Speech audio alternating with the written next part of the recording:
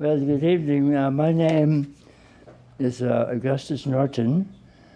I'm a professor of anthropology and international relations at Boston University. It's my great pleasure to welcome all of you to the 2017 Campagna-Kerven Lecture. We're approaching the 25-year point in this lecture series, and it's always a nice opportunity in the spring to hear distinguished voices, scholars of Turkey, speaking about one topic or another. The lecture series has included over the years a variety of speakers, journalists, entrepreneurs, novelists, newspaper people, cartoonists, sociologists, political scientists, anthropologists, architects, and so on. The only restriction we have in the lecture series is that we do not allow serving government officials to speak, with the idea that government officials have plenty of opportunities to speak, and we can hear them elsewhere. Before I begin with my introduction of the speaker, I'd like to note that the lecture series, the Campagna-Kerven Lecture Series, honors two people, Gerard Campagna, who earned his PhD in history at Boston University many years ago in 1952, and Mehmet Kerven, who was literally one of the young Turks, a young associate of Ataturk, and later a politician and bank official and so on in Turkey. He was the father of Suzanne Campagna, who was the benefactor of the lecture series, and Gerard Campagna was her husband. So I'm pleased to sort of acknowledge the role of Suzanne Campagna in helping us to have this lecture. Unfortunately, we lost her after a long life 2 years ago, but I'm very grateful for this enduring legacy. I also want to announce this year the inauguration of the Campagna-Kerven PhD Fellowship for Work on Modern Turkey. And the young lady who's shown on the screen is the first fellow, the inaugural fellow in this fellowship, Feza Bodak Adli. Unfortunately, she can't be with us tonight because she's teaching a course in Charlottesville at the University of Virginia. She wanted to be here, in fact, offered to fly back, but I said, no, please don't do that. We'll mention you in your absence. She has an exciting dissertation underway focusing on female religious authority in Turkey, specifically the Rifai Sufi order, which is led by a charismatic leader, a sheikha, actually an unveiled woman by the name of Jamal Noor Sargut. So I'm looking forward to reading that dissertation, probably in about a year, and the fellowship will help to make that possible. This is a picture with Feza and the leader of that order. Let me just switch to the other program.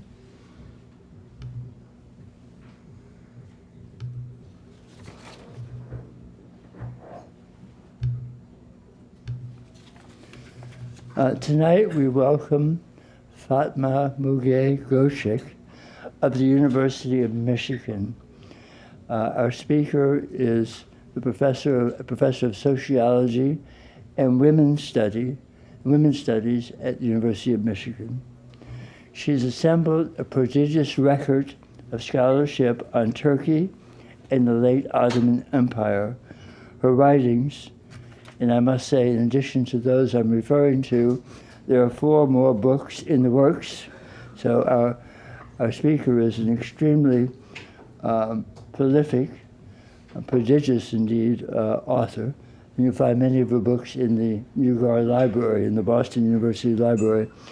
And these books encompass an impressive breadth of topics, including Ottoman encounters with the West, especially Ottoman encounters with France, the reconstruction of gender in the Middle East, social constructions of nationalism in the Middle East, redefining state and society from the Ottoman Empire to the Republic, and the question of genocide, a focus on Armenians at the end of the Armenian massacres at the end of the Ottoman Empire.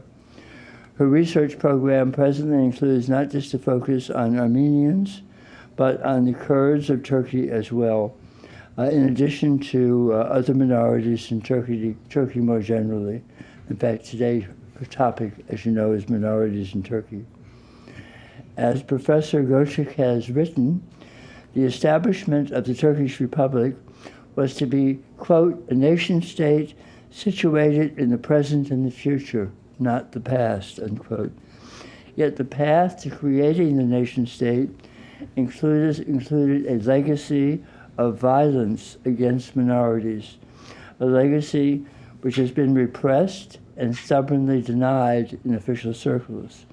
The result is, again quoting Professor Gocek, a dominant official historiography as an imagined account, one that emphasizes former glories and virtues at the expense of collective violence. At the expense of collective violence, prejudice, and discrimination that was also part and parcel of that history. All of which becomes all the more complicated in recent decades as secularism and nationalism failed to give voice to cultural and social differences among ethnic and religiously oriented Turks, as evidenced by the rise of neo-Ottomanist sentiments and the political hegemony of the Justice and Development Party and its leader, Recep Tayyip Erdogan, who has been described by his advocates and followers as, quote, the last sultan.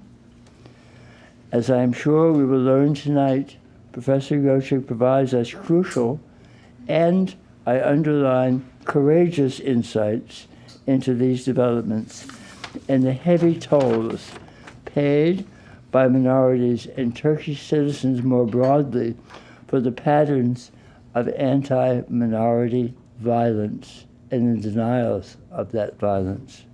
Please join me in welcoming our 2017 speaker, Professor Fatma Muge Gocek.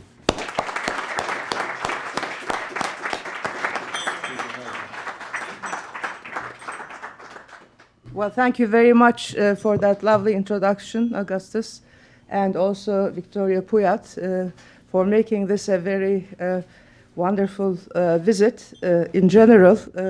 And to be honest, this is the most beautiful room I've ever spoken in. So I took pictures of it so that I could show people, you know, how beautiful the room is itself. As Augustus put it nicely, I will be talking about minorities. In Turkey, we decided after a long talk, you know, how to basically focus on my past work that I just finished on the denial of violence against the Armenians, especially centering on the Armenian genocide and the violence preceding the genocide and succeeding it. And then my new work is basically looking at the violence against the Kurds. So as a consequence, we decided the Ottoman Empire captured the violence, the context captures the violence against the Armenians, and the Republic captures the violence against the Kurds. So there you have it. That is basically the continuity. What I would like to do is start off by sharing with you why I'm obsessed with minorities, as my family puts it. They said, why are you obsessed? Do something else. My mother thinks I should write about gardening or parks. That, she thinks, is much better. But I insist that as a sociologist, as my colleague Julian Go also knows, we always look at problems. And, unless there is a problem in the garden, I think I'm going to continue writing on this issue. The minorities, of course, I think are crucial because of their connection to democracy. Democracy, which I want to, of course, at least see in Turkey, where I was born and raised. And democracy, which seems to be missing more and more in Turkey, which is, of course, very saddening for me as well.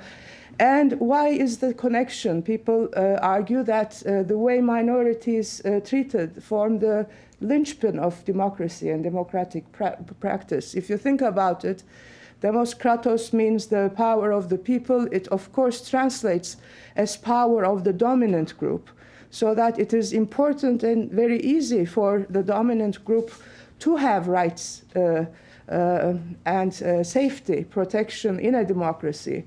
Of course, since democracy means the same ideas working for everybody and the rights working for everyone, the ones that suffer the most for the lack of democracy are the ones who do not form the majority. I mean, that is why I am very interested in minorities, because it's a litmus test about the health of a democracy in a country, to see, whether it works or not. And it is for that reason that I have been always very interested in how minorities have been treated in Turkey, starting with, of course, the whole issue of why there was no democracy in Turkey. That was initially my question, as I think that Turkey deserves a democracy but doesn't have it.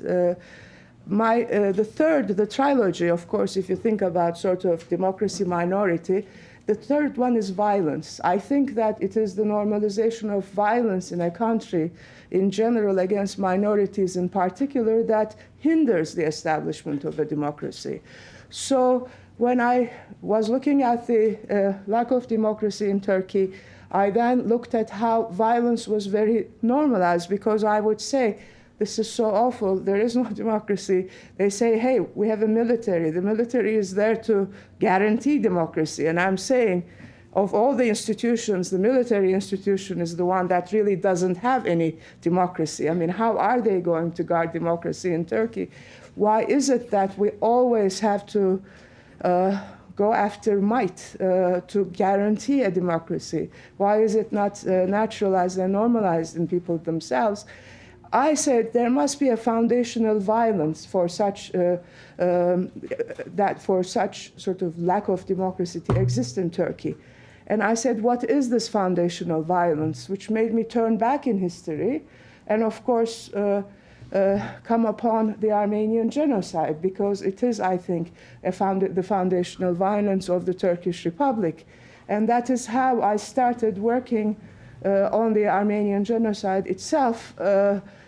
So to say it once again, I am Turkish, I'm a Turkish citizen. I am not Armenian, which is what people thought I was when I started working on this issue.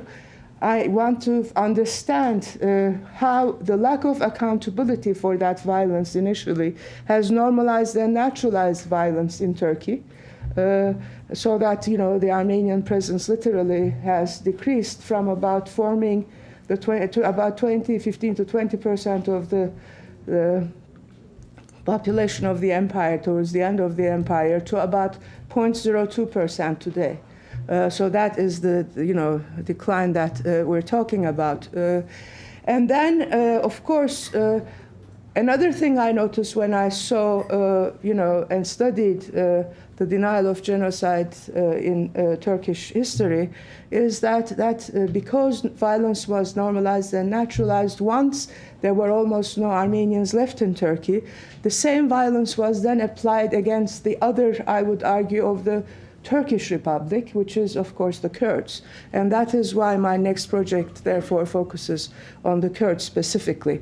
So what I will do in this talk is to start with my work on the Armenians, give you the main sort of framework, my main findings, and then I will give you some insight into the new project I have on the Kurds, and then I'll be more than happy to talk to you about future, my thoughts about other things going on in Turkey, like the referendum and all that, which I'm sure you are interested in and I'm depressed about. So let's go go on.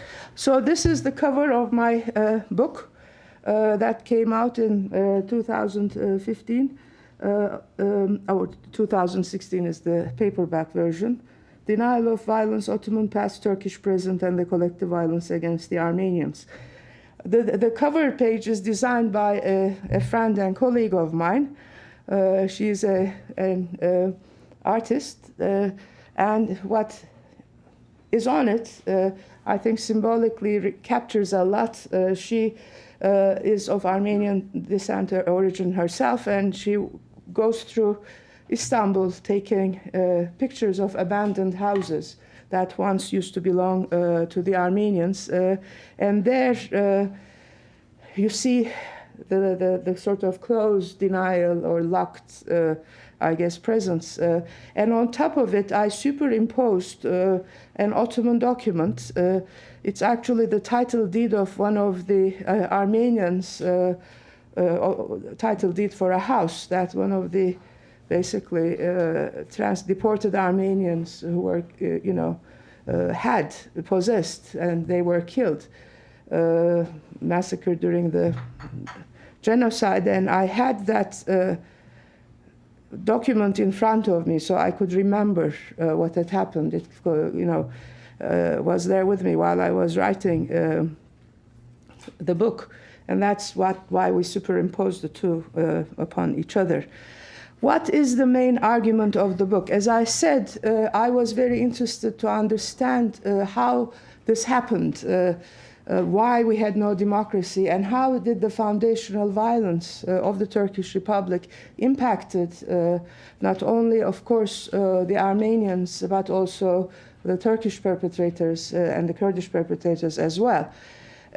So when I started looking at the violence, what is very interesting is that there is definitely a lot of polarization that starts in the Ottoman Empire that precedes the genocide. And this is also interesting because before 1915-17, which was the sort of the epitome of the genocidal massacres, there is also an earlier 1894-96 massacres in Turkey as well, again in the Ottoman Empire against the Armenians as well.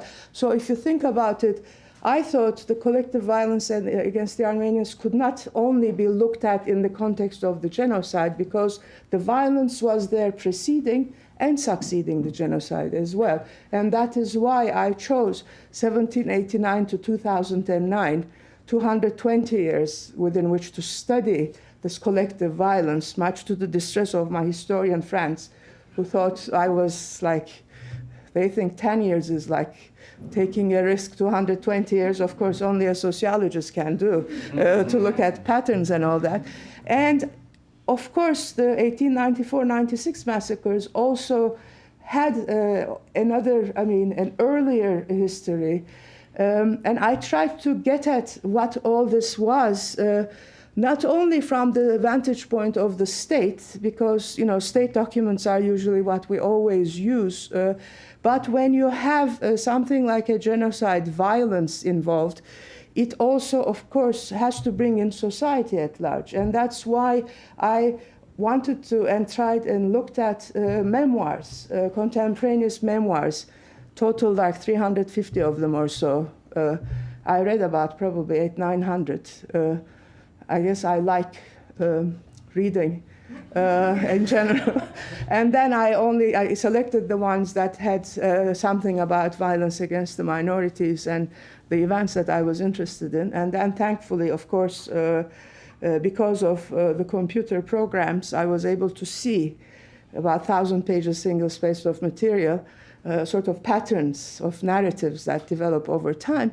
And I realized that the origins probably also, of course, very much impacted by the the work of people like Zygmunt Bauman and others on modernity, that the origins went back to the modernization, the modernity of the Ottoman Empire.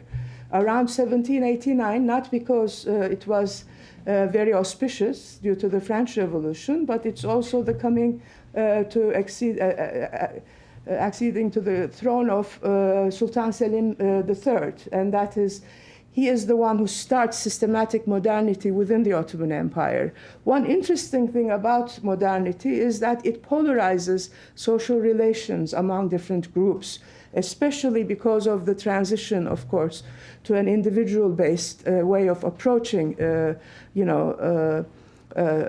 society and social scientific analysis in general.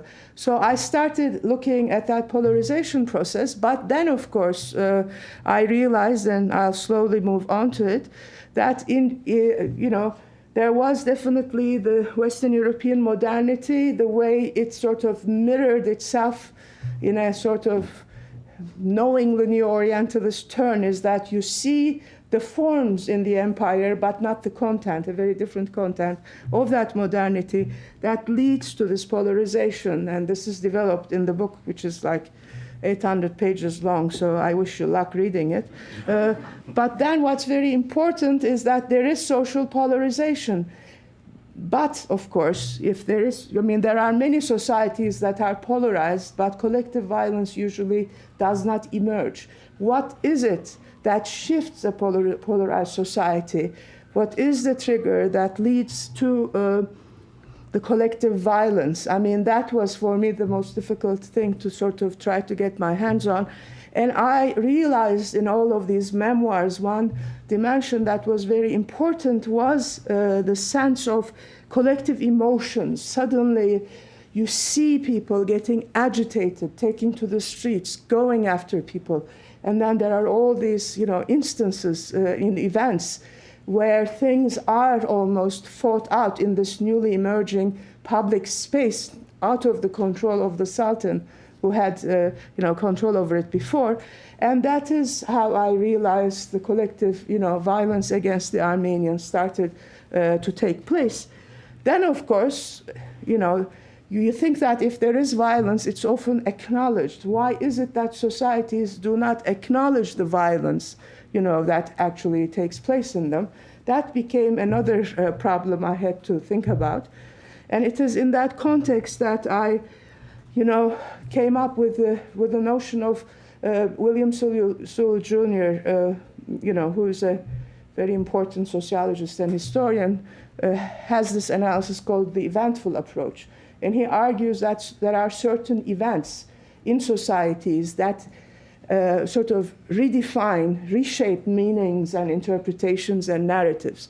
And it was in that context that I thought there were certain events that especially the Turkish majority seized upon to deny the violence against the Armenians. And this kept going on and on throughout.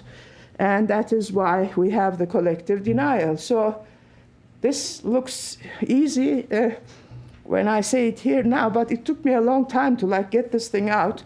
I was glad when I did, and then this is basically the crux of the, well, it's sort of cropped the end of it, but the crux of my argument. Basically, if you look at the phases of modernity, what is very important is that if you look at phase 1 through phase 4, 1789 to 2009, there are different phases, which means that there are different layers of violence and denial. And it is the layering of violence and denial that makes it so hard, I think, for Turkish society, especially today, to accept what has happened. As you see, the violence against the Armenians are the 1994-96 massacres, the genocide, and then you see that I thought that was green, befittingly, because it was the empire. Then the red box is the Republic. And there, of course, you see I have as collective instances of violence September 1955 events, which is referred to as the 6-7 September events in Turkey, the pogroms. And finally, the phase 4 is the 2007 assassination of Hrant Dink, who happened to be a friend, a good friend and colleague of mine. And that is, of course, a single act, but there have been many other, to this day, still unsolved assassinations. So that it is, again, I think, an indication of collective violence, even though we have, in this instance, one person standing out against all the others who have been killed as well. And then in this one, I talked about, the rationalizing events that basically the society drew upon in order not to come to terms with the violence they had committed against the Armenians. And what was very interesting is that, therefore, the end is this layered denial of violence. First, the domestic origins of the violence are not seen. It is interesting when this first emerges, especially Sultan Abdülhamid II, also known as the Red Sultan, because the massacres, Armenian massacres, of course, were carried out under him. He said that this was not due to any failure of the Ottoman Empire, these massacres. It was because of the intervention of the great powers in the domestic politics of the empire. I'm sure this argument sounds very familiar to you today, because the same argument is, of course, used by Recep Tayyip Erdogan to also not take responsibility for what's going on in Turkey and blame it on the great powers. And so what were the reasons, the domestic origins? It was, of course, the failure of the reforms, especially the 1839, 56, 76 reforms to modernize the empire, failed to give equal rights, especially to non-Muslims of the empire in general, and Armenians in particular. It was because of that failure that the Armenians had to take a stand because of they were being decimated. But rather than admit the failure of the reforms, the Sultan blamed it on Western powers, and that is the first denial. And then the second one, of course, is the destructive intent of the Armenian deportations under Young Turk rule, which is 1908 to 18. The Young Turks, of course, said that they were actually moving Armenians away from the frontier for reasons of safety during the war. And of course, their intent was to destroy, and that intent was therefore not at all addressed either. And that is the second denial, which has to do with the destructive intent. For us, the other two are probably more important, the red box being the Turkish Republic. Probably the most important part of that is the fact that all the perpetrators, most of the perpetrators of the Armenian genocide, became the leaders of the Turkish Republic. So what you see there is a very important transition from former perpetrators whose, of course, crimes become whitewashed as they become leaders of the Turkish Republic. And as a consequence, to this day, we have them in Turkey as heroes of the Republic. I mean, that is what happens, when there is such a significant foundational violence that occurs. This is especially the case for people like İsmet İnönü, the second president after Mustafa Kemal Atatürk, the prime minister, the third president, Celal Bayar. These were all members of the special organization, the secret organization of the Young Turks that actually carried out the massacres of the Armenians. So that is what I mean by the transition of violence and its normalization from one context into the other. Because these are people, of course, who are used to serving and solving things through violence. So whenever they have a problem that they encounter, violence usually is the first resort that they have. And it is that transition which is important. It is still a major problem in Turkey. None of this is known. I had no idea about this myself. I was born and raised and educated in Turkey. And it is hard, I think, for especially the Turkish Republic to acknowledge this for the state officials and officers, because you have to like rewrite history. I think Turkey is strong enough to rewrite it, and I think that's such a rewriting would be much better than the one Tayyip Erdogan is trying to do in Turkey today. But nevertheless, I think it's the failure of that rewriting that has gotten us into the trouble today. And the last one has to do with the responsibility of violence against the Armenians, and this is much more contemporary. And it is in this context that the assassinations by the Armenian terrorists, especially Armenian Secret Army for the Liberation of Armenian and Justice Commandos of the Armenian Genocide, they took out and basically assassinated about 36 Turkish diplomats in the 1974 to 86 period, to draw attention to what had happened, in the past. So, but violence always begets violence, and it is not, of course, a way to, come to terms with it through peaceful means. And what happened is that when this occurred, the Turkish Republic was asked, especially after the first 1974 assassination occurred in Los Angeles, the public prosecutor said to the Turkish Republic, well, why don't you send us some documents about what your view of history is? At the time, according to the memoirs, of which I've read many, one memoir, they only had one little pamphlet about this in English, and they had nothing else. So what do? In their infinite wisdom, the foreign ministry puts out an order for all university professors to come to, especially ones dealing with history, to go to Ankara. They hold a meeting and they say, we're having trouble with these Armenians. We want you to go back into the archives, do some research, and prove to the world that Armenians have always been violent and are out to get us. Then, according to the memoir, the person who writes it, who's an official, says, these academics are awful. We told them what to do, and they had like the guts to tell us we were going about this in a totally wrong way, and none of them wanted to do what we told them to do. So basically, that's not how you do research. I mean, you don't go in there to prove what you have. You go in there to research, to see what's there, right? So the academics went back in shame, back to their lives. And what did the officials do? They then got retired officials themselves, retired ambassadors, to go into the archives with the intent to prove this continuity. As a consequence, not only was it then not possible to acknowledge the violence, but we had this totally,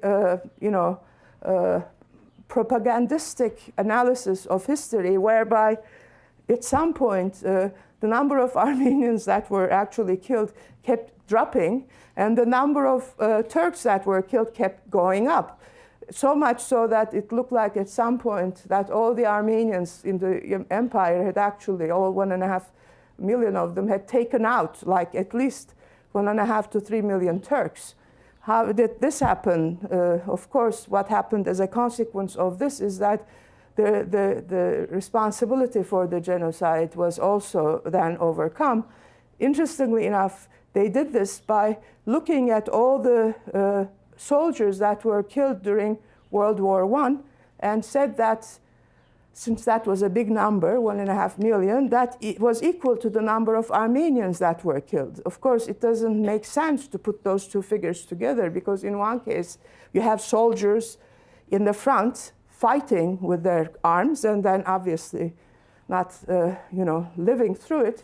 On the other hand, you have Armenian civilians, mostly women, children, and the elderly, who are massacred by their own government. I mean, you cannot put apples and oranges, or in this case, I would say cauliflower and, an apple together in this way. And I think these were the reasons why we had, and we still do in Turkey, have denial against the Armenians.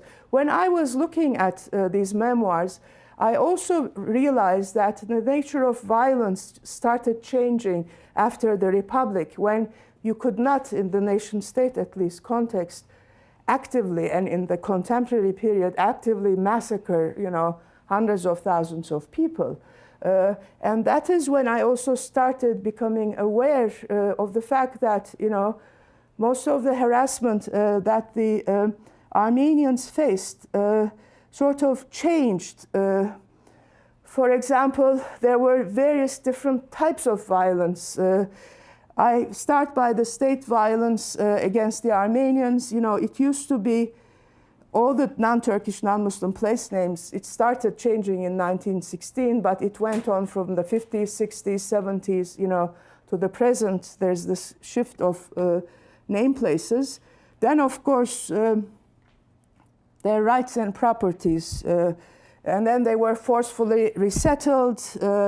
They were forced to do military service. There was a wealth tax, basically, that made many of them become extremely, poor. And then they couldn't become state officials. Then they can be killed and assassinated with impunity because none of the perpetrators were ever caught. So the systematic violence, anyway, supported by the state continued. And I also looked at how I'm very interested in why the society went along with this, of course. And didn't take a stand against it. And there you see, of course, nationalism coming in, and the campaign forcing all citizens to speak Turkish, buying of wealth left behind by non-Muslims, and the plunder, pogroms, So there was a lot of participation on the side of society as well. So as a consequence, I decided what happened in the book was on the collective violence of the Armenians. When I looked at these 350 memoirs, it turns out most of the memoirs were written by either Turkish state officers or officials. So I ended up capturing the voices of the perpetrators, as to why they did what they did, which was fascinating, to understand in a way. And I tried to explain it to you within the framework I talked about. But I wasn't able to look at things from the vantage point of the victims, because obviously most of them were killed and decimated over time. But I realized that with the transition to the empire, to the Republic, Kurds were being taken on as the new other, and that continues to this day. Their othering continues to this day, and they still make up about 17% of the population, current population of Turkey.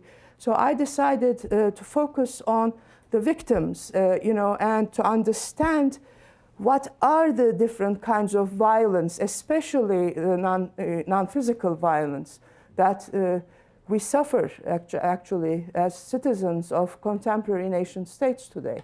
And that's how I sort of shifted to the Kurds. And I started with insights for the new project. As I said, collective violence is layered across time and space. That is important. Violence is always socially constructed over time. Collective emotions are significant, I thought, in triggering violence and social change.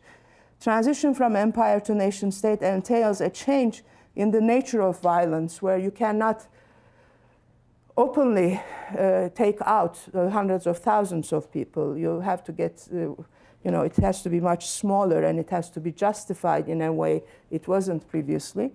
And local unofficial sources reveal alternate interpretations of collective violence and resistance. Of course, this is extremely important to move from top-down analyses to bottom-up analyses.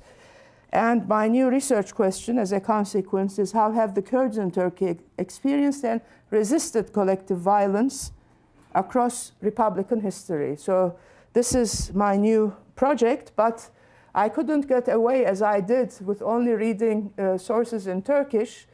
So I had to start learning Kurdish, which I did. And these are two very important, I have been learning it for the last year. It is a fascinating language, has nothing to do with Turkish whatsoever. It's Indo-European. It's probably closest to French among the other languages I know. And the very interesting thing here is there are two sayings in Kurdish. The first one says, Kurd dixwazin hebu nexwe, Ermen dixwazin tunekuru nexwe, nishan bidin. On these lands, Armenians have continuously tried to prove to the Turks that they were dead, that they were killed by the Turks, that is, and Kurds that they were alive, so that, because the nationalist rhetoric says that Kurds are mountain Turks, they just don't know they're actually Turks, whereas they have a totally different language and culture and everything. And they live on their own ancestral lands, which were there, like the Armenians, before the Turks actually made it to Asia Minor, right? So that, I think, is very interesting now if you look at the transition from one minority of the Ottoman Empire, the Armenians, let's say, to the other minority of the Turkish Republic.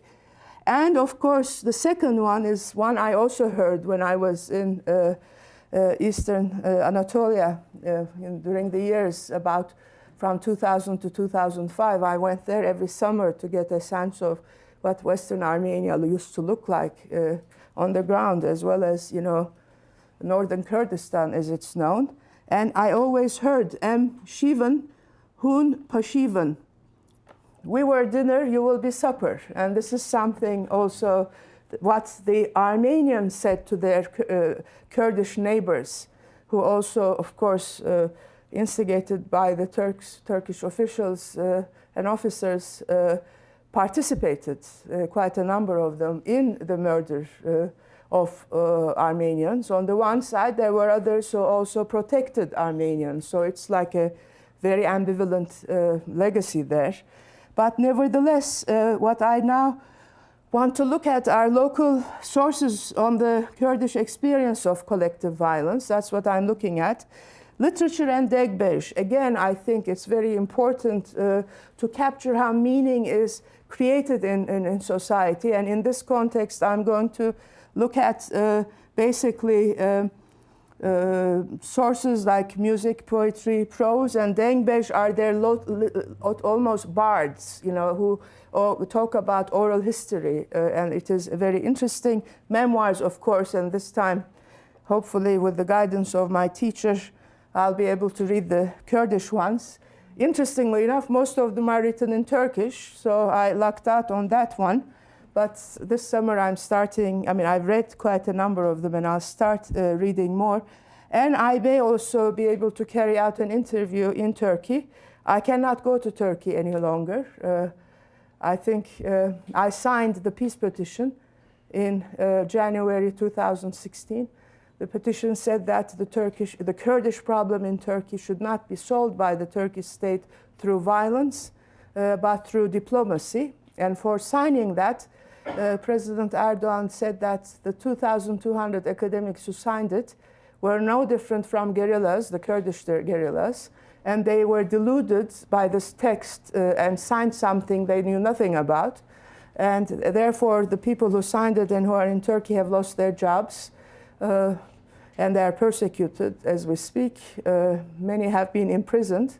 In my case, of course, I was out of the country, so I haven't been touched.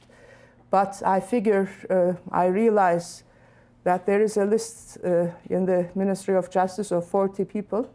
I'm 14th on that list, people who will be tried at some point. I figure if I go to Turkey, they will start that process faster. But if I stay here, they won't. And I've talked to my university. They, of course, said that they'll be there, to support me against the allegations, which means that I will probably have someone conduct the interviews for me in Kurdistan. And that is what the interviews are about. What is it that I will look at? Basically, I plan to look at local sites of Kurdish meaning and knowledge production and reproduction.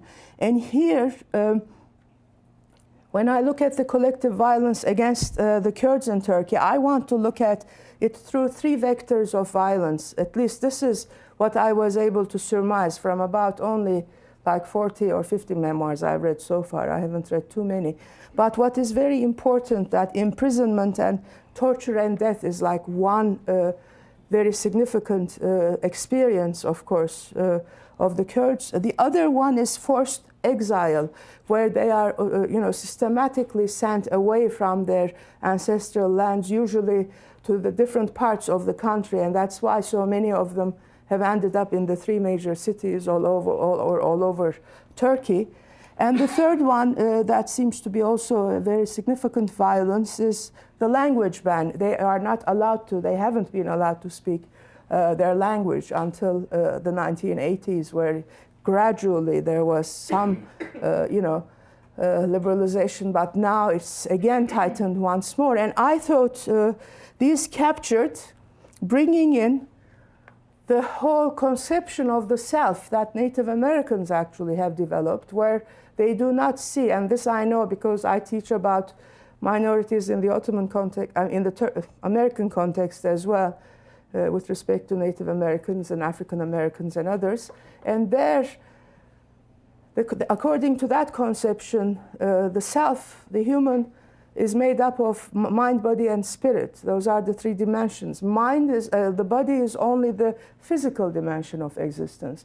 Whereas, of course, the mind is the mental dimension, and spirit, I think, is the communal dimension. So in a way, this also expands the definition of violence from the only one that we seem to be focused on, which is physical violence and destruction.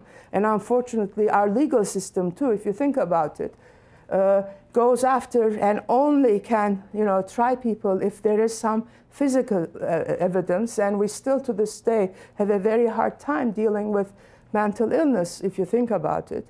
And if you think also of the fact that especially with the last wars in Iraq and Afghanistan, we have all these soldiers who go, and we invest about $1.5 million in each of our soldiers. And when they are very well protected, they come back. And now, of course, the people, the soldiers, the veterans who have killed themselves after returning through suicides is much larger in number than those who died in combat.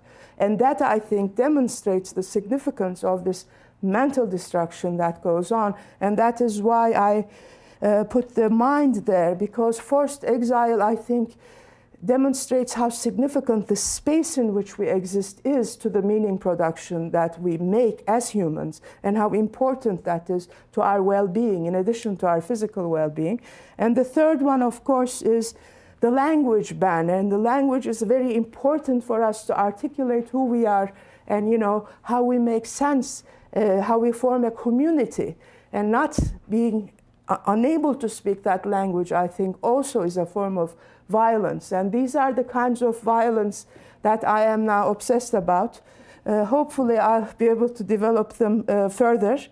And what's also very interesting, the major finding is that sites of Kurdish meaning and knowledge production and reproduction are also sites of Kurdish resistance, because it is also, I think, in these sites we have at least the seeds of change, hopefully, that will enable us to resist this violence, not only in Turkey, but hopefully throughout the world, including the United States. So I want to end there. Thank you so much.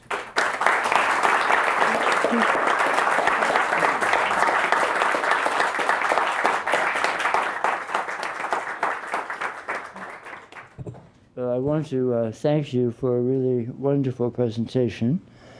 And we have time for questions. We are making a video of the presentation. And for that reason, when you ask a question, we ask you to wait for a microphone. You won't hear your voice amplified, but it will be captured on the video. And then the video is posted as a streaming video a few weeks after the event. I remember speaking a number of years ago to a friend who is fluent in Turkish and was accompanying a NATO group visiting Turkey. And at that point, the use of the Kurdish language was still banned, and the Kurds were merely mountain Turks. And they were visiting eastern Turkey, and the Kurds were taking advantage of this visiting delegation to have some demonstrations. And of course, the words they were speaking were Kurdish, and the signs were in Kurdish and Turkish. And the non-Turkish members of the delegation asked the generals, well, what's going on? Who are these people? He said, well, they're the Turks. It's just a demonstration. And what are they saying? And he sort of ignored them, you know. And, well, what are they saying? What are they shouting? And so on. And the general finally said, I don't know. I don't speak Kurdish. But, you have it, right? But on this question of minorities, this major question of minorities in Turkey, I wonder if you can address the referendum that's just taken place and think about how the results of the referendum will improve the quality of relations with minorities or continue on a different path, maybe, or continue on the same path, I should say. Yeah. So what do you think the impact will be? Oh dear. And then Okay. after that, will you be happy to just take course. questions? Sure. And don't forget to wait for a microphone, okay? So please. Well, the referendum is, of course, 51% to 49%. We do not know if that is the actual, outcome. There probably was some rigging. The rigging actually precedes this one. If you look at the Justice and Development Party and how it developed from 2002, when it was established to this day, it initially started against the Kemalist, the secularist elites in Turkey. And it did so by literally going out to the countryside and mobilizing all those people who had never been made a part of the Turkish body politic. And it is that mobilization which we thought was at the time, we meaning the public intellectuals, a very positive thing, because they, of course, you empower people by bringing them into the body politic. But what happened was that they did that, and that mobilization enabled them to, and the surveys they continuously did afterwards enabled them to come to power. But ever since then, because again they resorted to violence, about which I'm not surprised, but I'm depressed nevertheless. I mean, they started using the same measures to stop others from coming in. Because if you think about it, these are religiously conservative people who had been excluded and marginalized by the earlier Kemalist secular elites and the White Turks, of which I'm a member. But then, of course, what happens is that once the religiously conservative Black Turks, as they used to call them, made it to power, I thought that they would do the same to the Kurds, to others who had been marginalized. Instead, they have resorted to violence because I do not think they have the vision in Turkey to be able to look for a more diplomatic solution. That would be difficult, probably more long-term, but it would be, of course, more liberating and freedom. And that is, I think, why what they started doing, especially, they started bringing the Kurdish minority in with the elections in June, where the Kurds were, with the HDP, able to go beyond the 10% margin that holds basically all political groups who have not been able to mobilize 10% of the population out of the system. They were able to go beyond it, but that meant that Justice and Development Party no longer had the majority rule. Then they were going to have to form a coalition. Rather than forming a coalition, that is when the violence against the Kurds started to escalate. This is the summer of 2015 especially. And in November, there was another election held where Justice and Development Party barely had the majority to basically assume rule. There have been two different studies of that election. One of them actually by a colleague of mine at the University of Michigan, political scientists seem obsessed about, making sure elections work properly. Well, and it turns out they came up with this algorithm where they're able to tell by analyzing the numbers to see if the numbers have been played with. I have no idea. You guys probably know what it's about. But so they, and they do not know Turkey at all. They thought, we'll get the numbers and see if there has been anything. And they found out that Justice and Development Party did not touch the election results in the three major cities, Istanbul, Ankara, Izmir.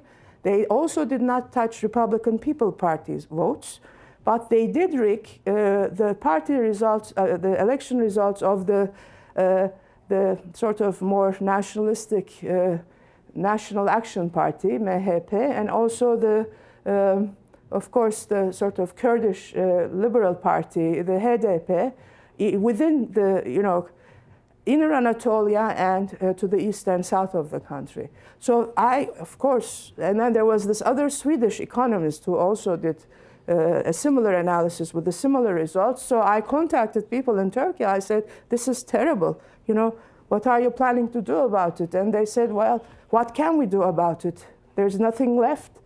No, most of the civil society organizations are closed down, and there is no way for, anyone to question anything, because if you think about it, there is also the problem of course, Tayyip Erdogan's diploma. I mean, we do not even know whether he actually is a university graduate, which he needs to be in order to be a president, because the diploma itself, people started questioning it, and now there is a law passed that stops people from looking at the archives to determine whether he has a diploma or not. I mean, they said to me, we can't even ask and find out if he is, eligible to be the president, let alone JDP. I mean, so as a consequence, I think we have entered a period of a vector of violence where not only is it going to be the minorities, those who do not share equally in the resources of the country, that are going to suffer, but even political opponents, and in my case, of course, the secularist elites, white Turks, intellectuals. I think we are all going to be on the opposite side. So that's why I feel very saddened. I couldn't sleep when the results came out, and even if they didn't, even if it were, then I had a huge fight on this television program with this guy, who said, oh, things are wonderful in Turkey, there is democracy, there are 4 parties. I said, yeah, most of them are in jail. I mean, half of one party, and then what democracy? All my friends are imprisoned, or, they've lost their jobs. So it's very hard to go against that hegemony. And that's what's very disturbing about it. On that pleasant note, I'll stop. Please go ahead. Yeah. Wonderful talk. Just a quickie on the side. Erdogan's diploma trumps tax returns. Oh, yes. I wanted to ask you, just in case you know, if you can locate the genocides of the Assyrians and the Greeks in relation to the Armenian genocide. You talked about rationalizing events. Yes. And I'm wondering, I think that was your phrase. Yes. And yes. I'm wondering if there is a similar set of events, or if it was just because they were Christian. Yeah. Well, it's no accident that Greeks and Assyrians also claim those lands as their ancestral lands. I mean, one could also argue that the Young Turks were trying to create a ethnically pure ancestral land for themselves, and that is why, I mean, I think they took on, people argue, the Greeks and the Assyrians alongside the Armenians, and they didn't as much, for example, take out the Jews. Not that there were many, but still. The Jews, to a certain degree, were left unless there was their identity mix-up, of course, meant that quite a number of them were massacred as well. But what is very important in the case of the Greeks is, of course, the Greeks have always been there. And Greece, of course, was the first also group to rebel against the Ottoman Empire, the Greek subjects in 1820, 21, and then finally had established their kingdom in 1830. What happens is that when you look at the Young Turks, the violence of the Young Turks didn't start with the Armenians. They started by assassinating all the regime opponents, as well as Greeks along the Aegean coast, especially, because just as in the period before the emergence of the World War I and right in the aftermath of the Balkan Wars, they decided there were too many Greeks on the Aegean coast for security. As a consequence, what they did was the special organization was there, Celal Bayar being a very prominent person in that, in scaring the Greeks away so that they could all go to Greece, the Greek residents. So there were about 100,000 of them who escaped because there was a lot of arson, their property was burnt, and they also, there were rapes, and there was a lot of violence for which, of course, nobody was apprehended. And that sent a message to the Greeks who all left as a consequence. And people argue that most of the people who were involved in that in 1913 were then the ones who undertook the Armenian genocide and massacres afterwards. And among those, there are others like, Shukru Kaya, for example, who then becomes the interior minister and applies the same violence against the Kurds. So you see this continuity of violence in the case of the Greeks. The Assyrians are different because they are more geographically contained in a different part of the of the country. I'm looking into that as well. And they certainly also lost a lot of life, and they, of course, also were they were a rather small community to start with, so that the results weren't as dramatic as the Armenians. I mean, if you think about the number of people that who died and were massacred. So in that case too, I think it is the insularity, the fact that the non-Muslims existed within the empire in the millet structure that gave them some sort of protection, that was then taken away with the reforms, with the transition from subjects to citizens, as Hannah Arendt so beautifully, has studied in the case of the German Jews. I think that had a lot to do with the fact that the Assyrians were also taken out. And I know this because whenever I used to give talks on the Armenian genocide, there would always be people in the audience. They'll say, what about the Greeks? What about the Assyrians? I'll say, well, take a ticket and get in line. I mean, obviously there's a lot of violence that occurs, with the empire, disintegrating empires. But the Arabs too, ethnicity became a big issue. And some Arabs were also moved out of the country, or they were not let into the structure, at least the governing structure of the republic later on as well. So I don't think it's religion alone. I mean, it's ethnicity and this exclusivity that becomes important. Religion is, of course, one of the factors, but with secularism, you can't rely on that to marginalize people. So I think what we see is the politicization and the instrumentalization of these different elements of identity that lead to these exclusions over time. Yes.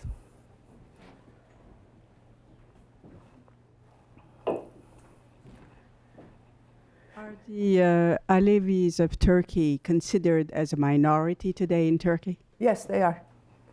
Well, you see, this is a very interesting. Alevis are basically people who are much closer to the Shia interpretation of Islam than the Sunni ones. And as a consequence, well, they're closer because they're Alawites because of the way they interpret their religion, of course, in intersection and interaction with the cultures, the local cultures. They have, yes, I mean, if you look at violence, I have looked at Turkish history through violence. Of course, when you do that, you realize that Alevis also have been very much the targets of violence. And it also goes back in Ottoman history too, especially when there were campaigns, Ottoman campaigns against Iran or to the east.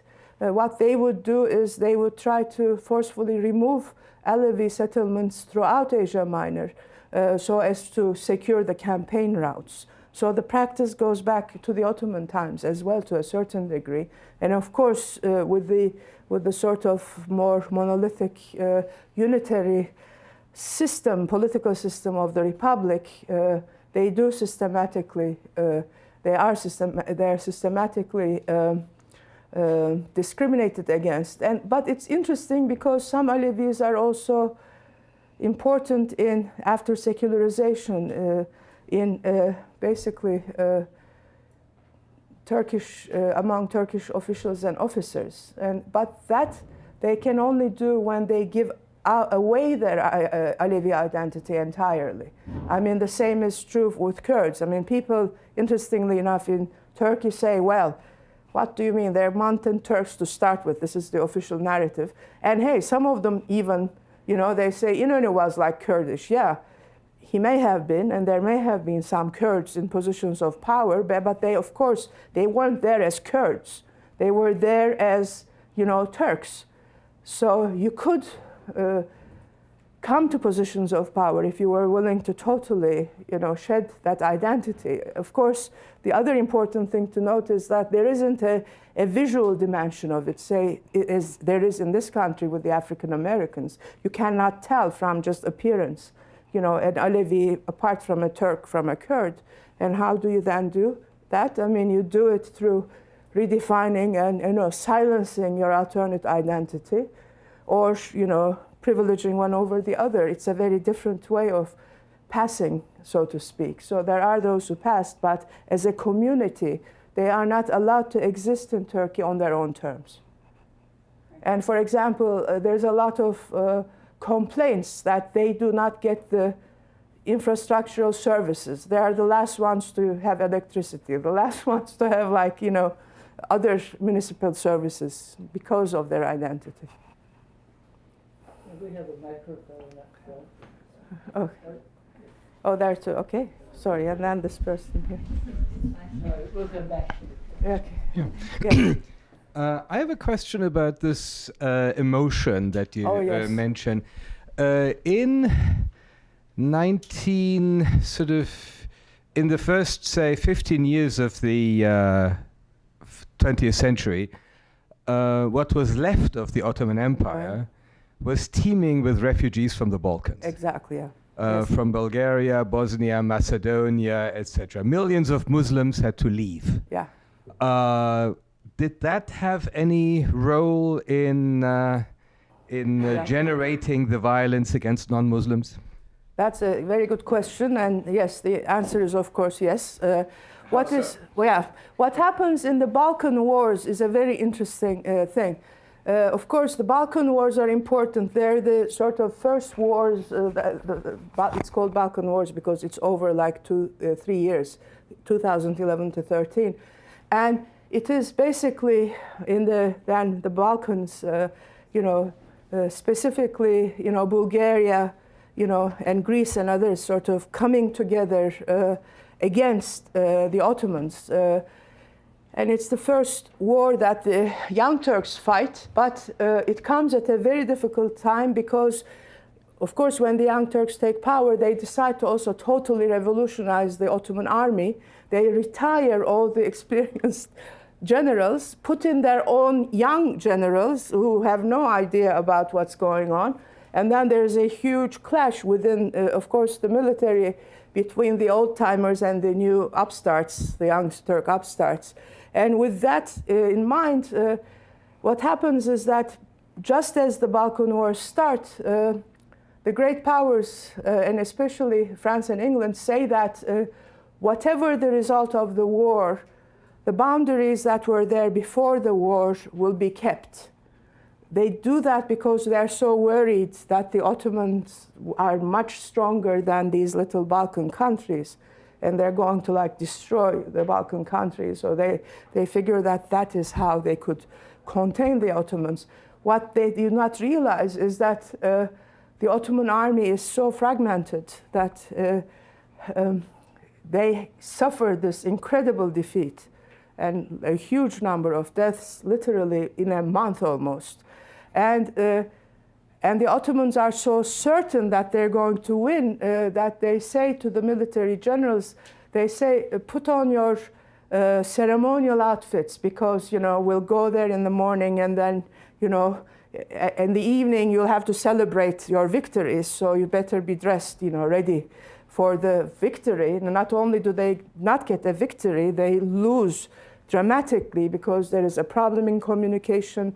The provisions never leave out of Istanbul to go to the places. The trains don't work. I mean, and as a consequence, most of the Turks who have been living in the Balkans since the 13th century, 14th century, you know, when they start settling there, literally leave with only the shirts on their backs. And that's when you have hundreds of thousands escaping. The refugees are then all over. They're called muhajirs. And it is that context, people argue, that's very important for two reasons. Demographically, at the time, you cannot get rid of a population that has been, you know, a local population if you do not have anyone to replace them with. So in a way, they're able to somehow, people argue, go ahead with destroying the Armenians because there are all these muhajirs, refugees, that they can settle.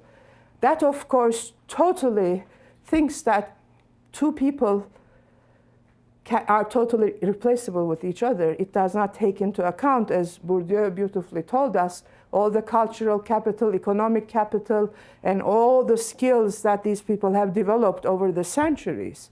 And what happens is that usually it's very evident that when the Armenians are forcefully deported and massacred, it's these refugees that are settled in their stead. And of course, without any success, because they cannot perform any of the things that the Armenian bourgeoisie had been able to in the Ottoman Empire. And that sort of puts things 100 years, you know, development basically totally fails. Another thing that does is, and I saw this when I was visiting these parts, is refugees have no memory of who was there before them or what had happened. So that it is another way, you know, that stops acknowledgement as well, because I said, you know, who was here before you? Where did you come from? I said to this people in Sasun, interestingly enough. They said, well, they said, we came from Athens. I said, what did you do there? They were peasants. You can't replace merchants with peasants. It won't work. And it didn't, right? I mean, and in that case, I said, well, there were some Armenians before you. Do you know what happened to them? Where did they come from? They said, well, they probably come from Russia. They came from Russia. And then they went away because they weren't happy here. I said, no, that's not true. I said, you know, they were the ones that, you know, made all of this. And he said, oh, really? And you know that because you're an Armenian, right? And I said, I'm not an Armenian. He said, well, who are you? I said, I'm a Turk, probably more Turkish than you are at this point. And then it was surprising. And he says, well, we never learned about that. I mean, so that loss of memory, I think, is very important. And the third dimension is, of course, this is a time where they are not expecting such a dramatic, basically a loss.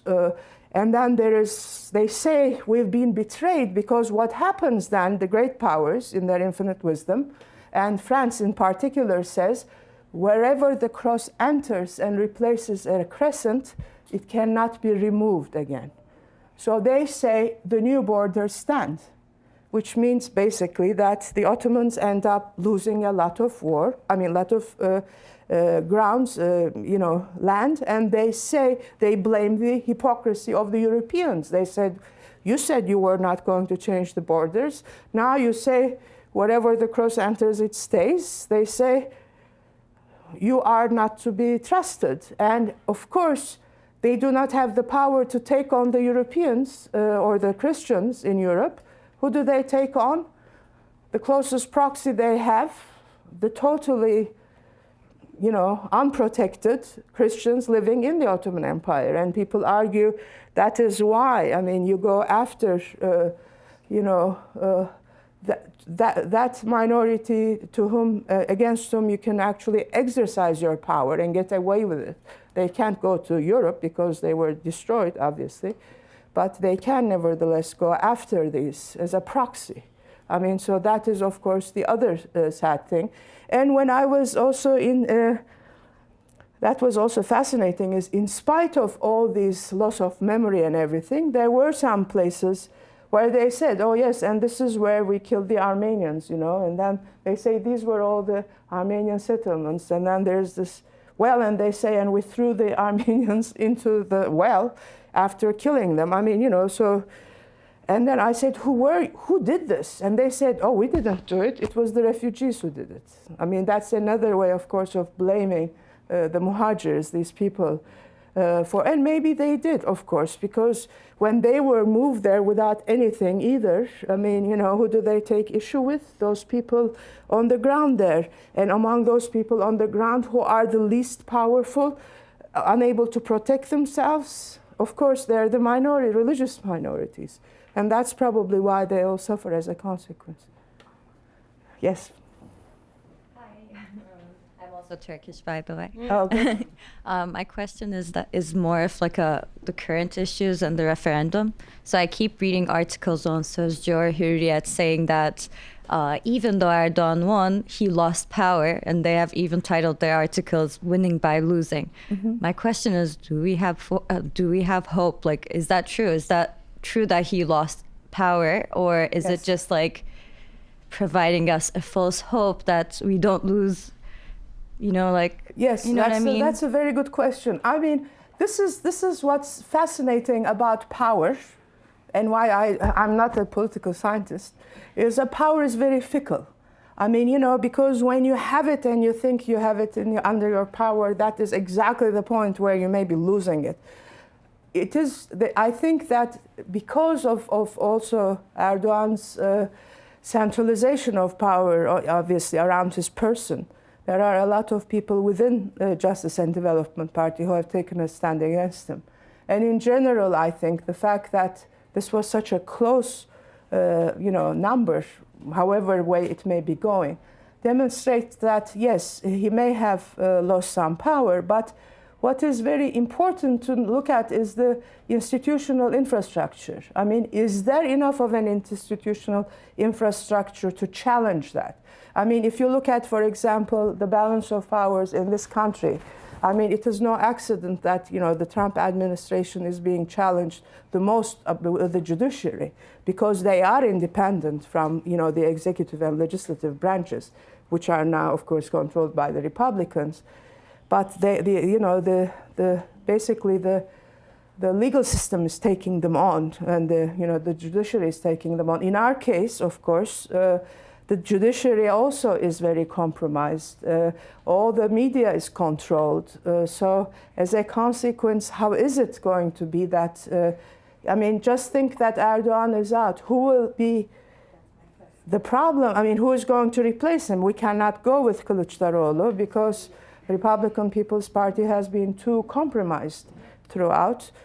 Among the other parties, the one I would go for, of course, is the HDP, but the leader is in prison. Then there is the PKK, connection that's very difficult for them. So I think what would be more important is to build an alternate, that person that around whom we could basically mobilize and come together against Erdogan.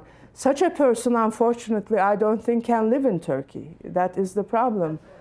That is why you're here. Okay, so we can start mobilizing around you. And being a woman, I think, is even better. Yeah. So let us know what we can do. But I think that is why, as I found out, in the case of studying the Armenian genocide and the denial, the diaspora becomes a very significant in question, in times like this, because we can here, especially in academia, create these spaces within which to negotiate and talk about these possibilities. And only then can we, I think, build an opposition against Erdogan. Until then, we should probably let him stay, because the more he stays, I think the more he undermines his own power in Turkey. He will. I don't know. People keep thinking that he has colon cancer, but he seems to be rejuvenated every time. So I don't know whether I will go along with that one. Yes, please. Yes, I just wanted to ask you if you could talk a little more about that connection you made, the transition from subject to citizen, and you made the comparison with Hannah Arendt and the Jews in Germany. So could you just comment some more about that? Sure. There are two aspects of that which are very important. I mean, one has to do with the fact that she makes the argument the Jews in Germany and also the Armenians, Greeks, and Jews in Turkey were communally protected. They had communal rights as a community. And as a consequence, the state, therefore, was responsible for their well-being as a community. What happens, of course, is that, and Will Kymlicka has made this argument about why we need community rights in addition to individual rights.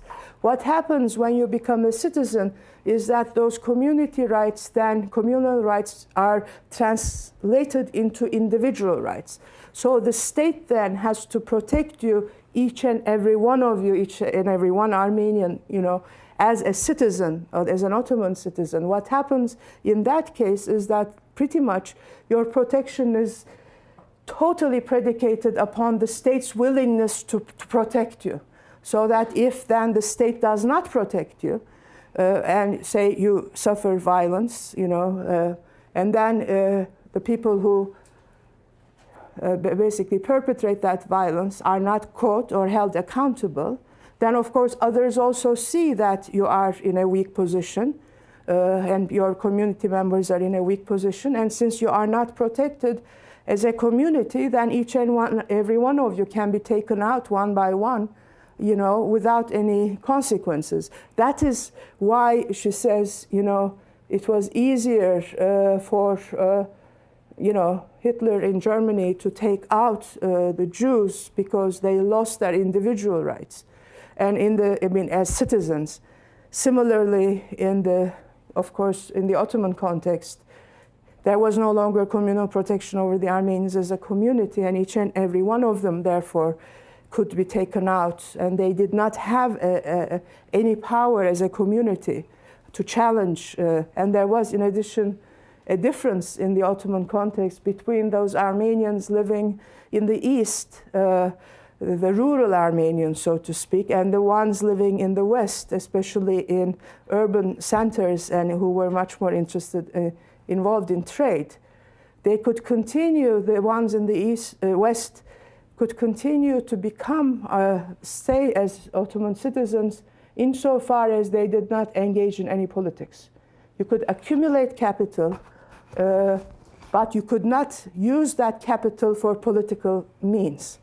And the Sultan, gave them medals and everything because they were so political. That meant that they never engaged in the problems the Eastern Armenians, the ones in the rural areas, were facing, especially by Kurds and others who were infringing upon their properties, lands, their produce and everything. They were the ones who were suffering a lot in the East, but they never were compensated for what happened to them because the Ottoman state could not punish the Kurds, mostly, who were the perpetrators. Because anytime they tried to punish the Kurds would run away to the Russian Empire.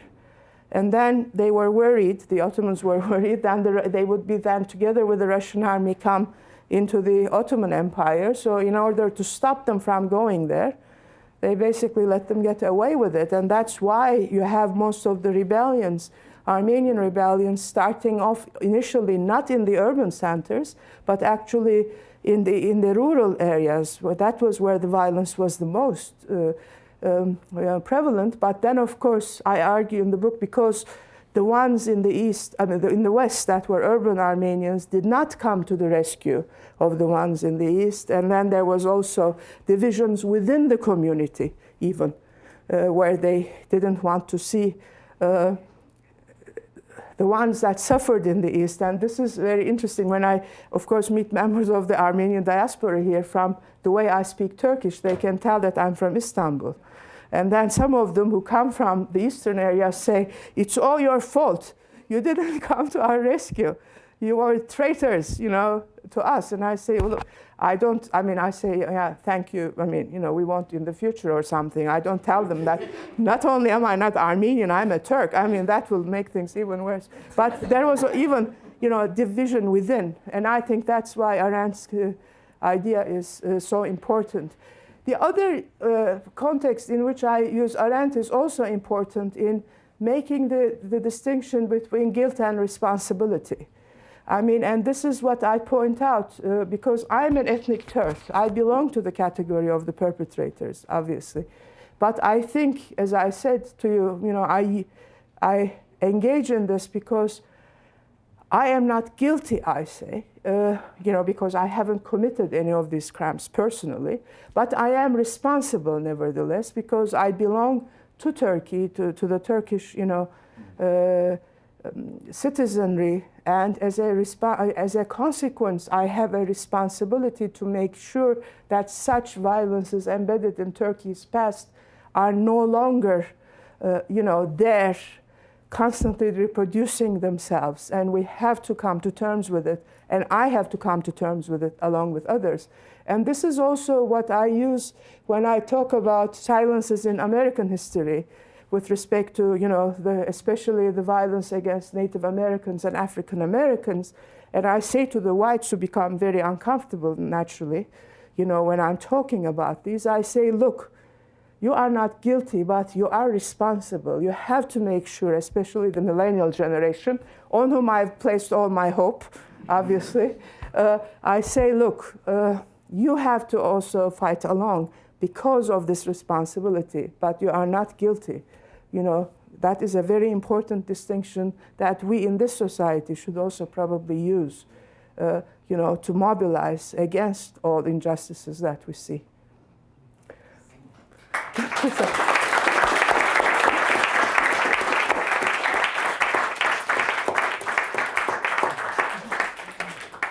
I was thinking as you were speaking that listening to you is like visiting the bazaar.